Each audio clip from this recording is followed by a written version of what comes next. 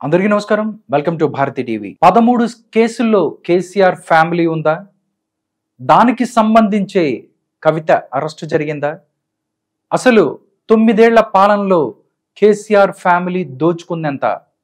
దీనికి అనుగుణంగానే అటు కేంద్ర ప్రభుత్వం ఇటు రాష్ట్ర ప్రభుత్వాలు కేసీఆర్ ఫ్యామిలీని వెంటాడుతున్నాయా అంటే నిజమనే వార్తలు వినిపిస్తున్నాయి.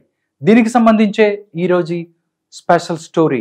ఒకటి కాదు, రెండు కాదు, ఏకంగా 13 స్కాముల్లో 1 కోటి 2 కోట్లు కాదు, ఏకంగా 3 లక్షల కోట్ల పైనే 9.5 ఏళ్ల పాటు పాలన సాగించిన కేసీఆర్ కుటుంబానికి కేంద్ర రాష్ట్ర ప్రభుత్వాలు సిద్ధం చేసిన అవినీతి చిట్ట ఇది. ఇక ఈ స్కామ్లో ఇప్పటికే సంబంధించిన ప్రాథమిక సమాచారాన్ని అటు కేంద్ర ప్రభుత్వం ఇటు రాష్ట్ర ప్రభుత్వాల దర్యాప్తు సంస్థలు సేకరించాయి. వారిపై కేసులు ఎక్కడ మొదలుపెట్టి ఎక్కడ ముగించాలో అనే విషయంపై పూర్తి క్లారిటీతో కేంద్ర రాష్ట్ర ప్రభుత్వాలు ఉన్నాయి.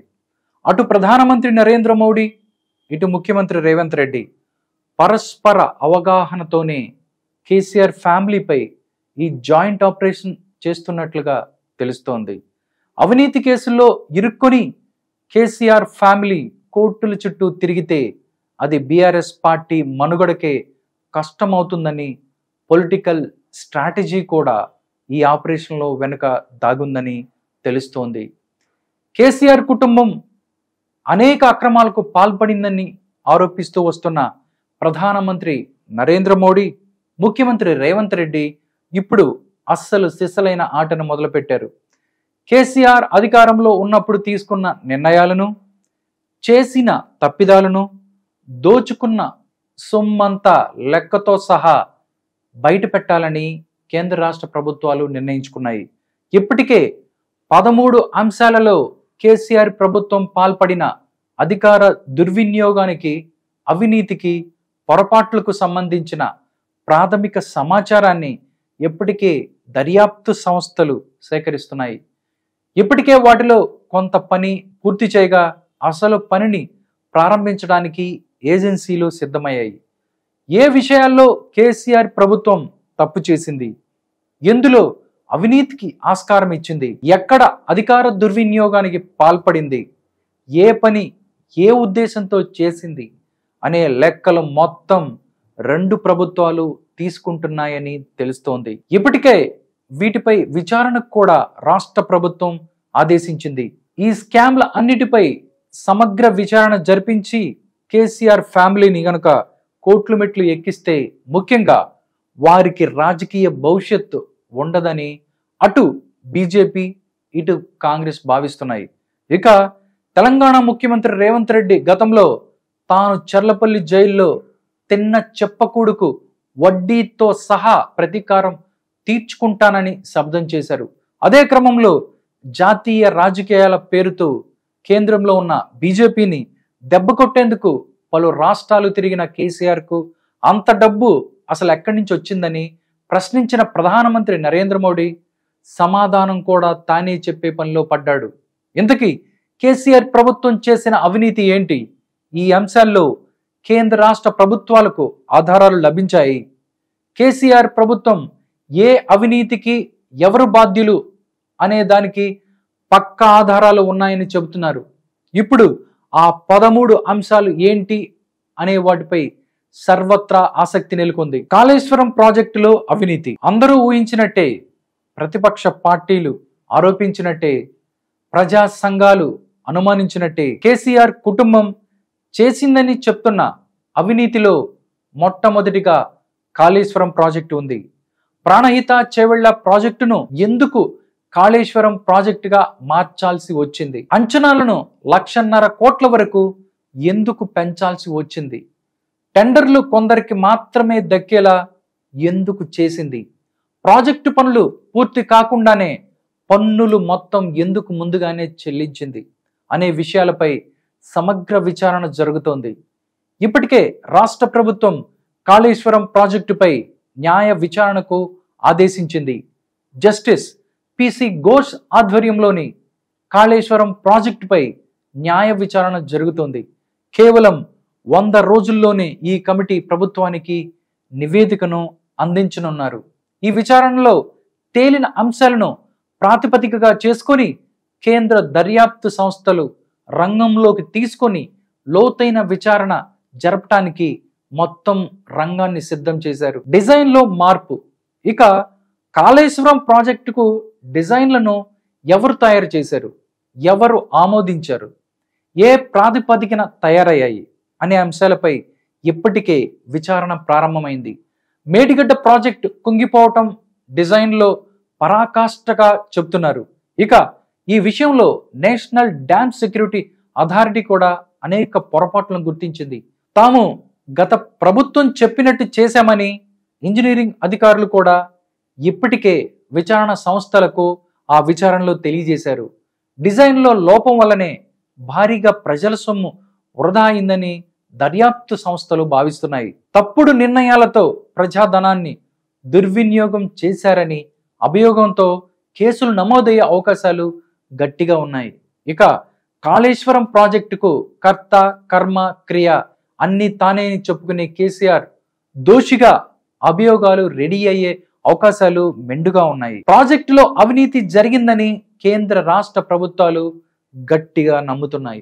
విద్యుత్ కొనుగోలులో ఒప్పందాలు. కేసీఆర్ ప్రభుత్వం ఎక్కడ దొరికితే అక్కడ, ఎంతకు దొరికితే అంత, ఎంత ధర చెప్తే అంత భారీ ఎత్తున విద్యుత్ కొనుగోలు చేసింది, అన్ని డబ్బులు పెట్టి. విద్యుత్ కోతలను అధిగమించేందుకు రైతులకు 24 గంటలు కరెంటు ఇచ్చేందుకు ఈ కొనుగోలు చేశామని ఇప్పటికే ప్రభుత్వ నేతలు చెప్పుకుంటూ వచ్చారు.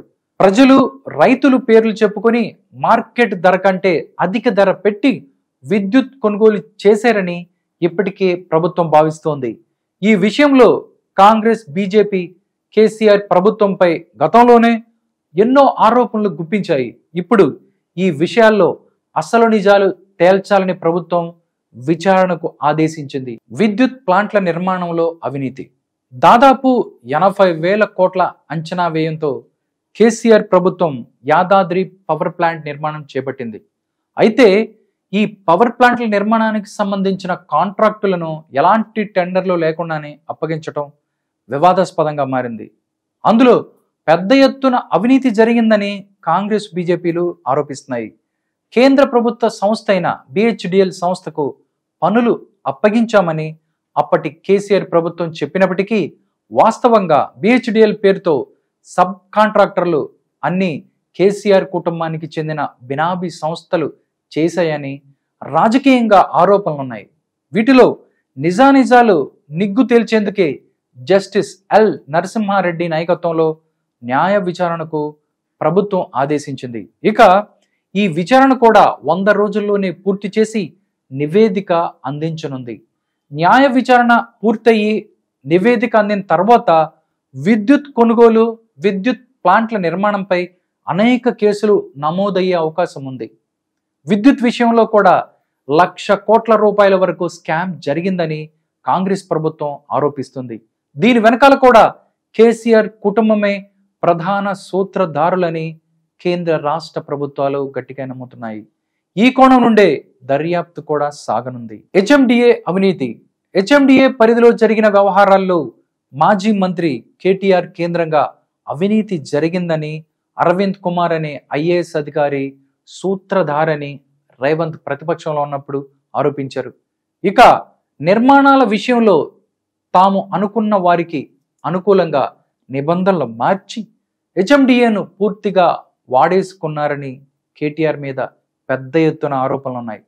నిబంధనలకు విరుద్ధంగా అనుమతులు ఇవ్వటం, ప్రభుత్వ స్థలంలో కూడా భారీగా నిర్మాణాలు చేపట్టడం, రద్దీ ఉన్న ప్రాంతాల్లో కూడా ఎక్కువ ఫ్లోర్లకు అనుమతి ఇవ్వటం వంటి నిర్ణయాలు జరిగిపోయాయి. ఇవి పట్టణ ప్రణాళిక నిబంధనలకు విరుద్ధంగా జరిగాయని, తమకు అనుకూలంగా ఉండే నిర్మాణ సంస్థలకు అధిక లాభం చేకూర్చేలా అప్పటి అధికార పార్టీ వ్యవహరించిందని రేవంత్ సర్కార్ అభియోగం.